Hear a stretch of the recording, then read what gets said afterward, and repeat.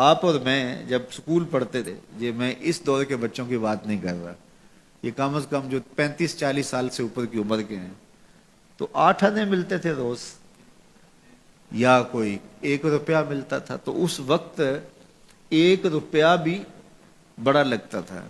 اور کبھی عید پہ یا کسی موقع پہ یا گھر میں کوئی مہمان آ جائے اور وہ 5 روپے دے جاتے تو لگتا تھا کہ آج تو اخیر ہی ہو گئی ہے۔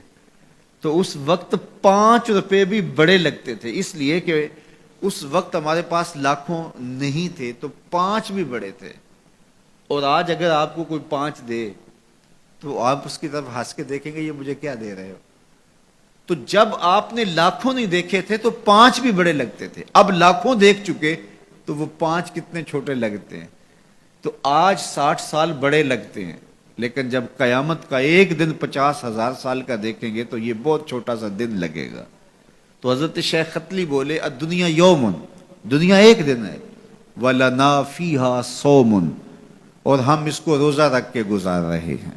دیکھو جنہوں نے صبح سے لے کر اس وقت تک روزہ رکھا ہے، دن تو ان کا بھی گزر گیا، بیمار بھی ہوں گے آپ میں سے کئی، شوگر کے مریض بھی ہوں گے، مریض کے لیے دن کاٹنا اور روزے سے کاٹنا اور زیادہ مشکل ہو جاتا ہے، لیکن کٹ ہی گیا نا۔ تو جب ہم روزہ افطار کر رہے ہوں گے، ٹھنڈا اور میٹھا مشروب حلق سے نیچے اتر کے رگوں کو تر کر رہا ہوگا، تو ایک عجیب طمانینت ہوگی۔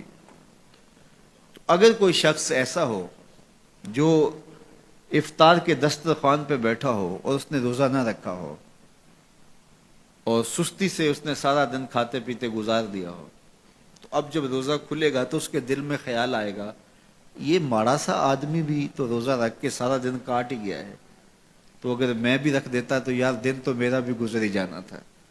لیکن اس کو وہ رسمن ساتھ تو لے رہا ہوگا، لیکن اگر اس نے روزہ نہیں رکھا تو اس کے لیے اس میں کوئی لذت نہیں ہوگی، اس کے لیے کوئی راحت نہیں ہوگی۔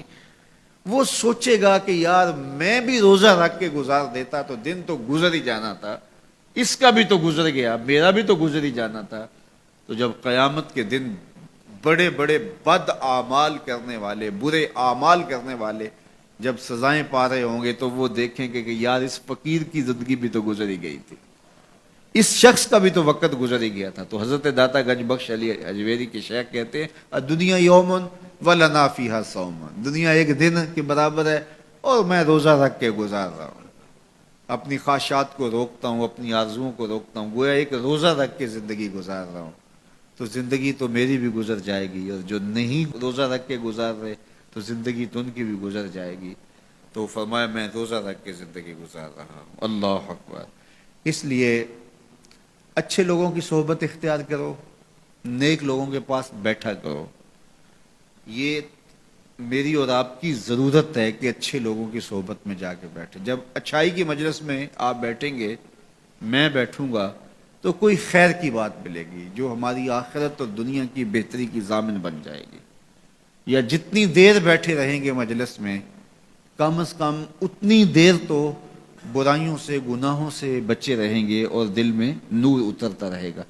اب کوئی فائدہ ہو نہ ہو تو یہ تھوڑی بات ہے کہ کانوں کو حضور کی احادیث نصیب ہو رہی ہیں، حضور علیہ السلام کے فرامین جو ہے وہ سننے کو نصیب ہو رہے ہیں، تو اس کی برکات اترتی رہیں گی، اور آپ یہاں سے اٹھ کے جائیں گے بھی حدیث رسول کی خوشبو آپ کے ساتھ ساتھ چلے گی۔ تو اسی طرح برے شخص کے پاس بیٹھنے سے یا تو برائی اثر انداز ہوگی، اور اگر نہیں ہے تو پھر نیکی اثر انداز ہوگی۔